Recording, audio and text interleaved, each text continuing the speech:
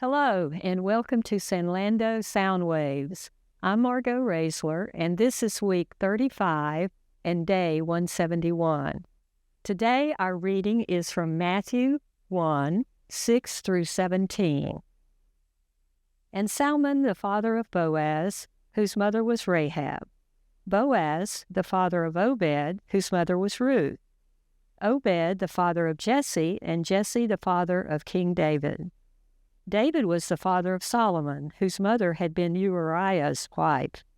Solomon, the father of Rehoboam, Rehoboam, the father of Abijah, Abijah, the father of Asa, Asa, the father of Jehoshaphat, Jehoshaphat, the father of Jehoram, Jehoram, the father of Uzziah, Uzziah, the father of Jotham, Jotham, the father of Ahaz, Ahaz, the father of Hezekiah, Hezekiah, the father of Manasseh, Manasseh, the father of Amon, Amon, the father of Josiah, and Josiah, the father of Jeconiah, and his brothers at the time of the exile to Babylon.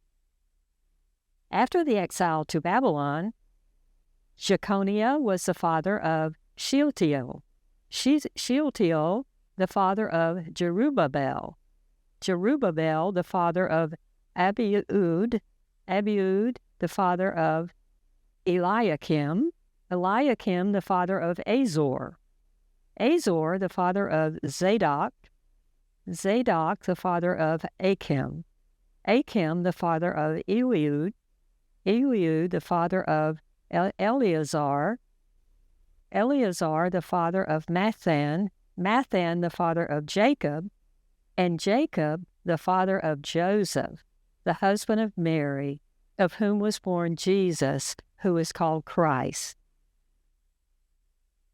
Thus, there were 14 generations in all, from Abraham to David, 14 from David to the exile to Babylon, and 14 from the exile to the Christ. Now let's consider our 7 arrows or 7 questions. Question 1. What does this passage say? Question 2. What did this passage mean to its original audience? 3. What does this passage tell us about God? Question 4, what does this passage tell us about humanity?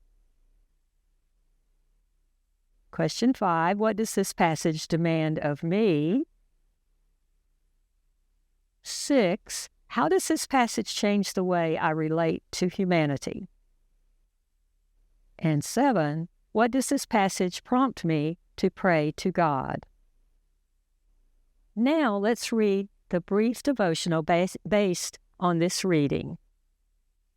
From 7 Arrows. Beginning a book with a genealogy in the entire New Testament may seem strange.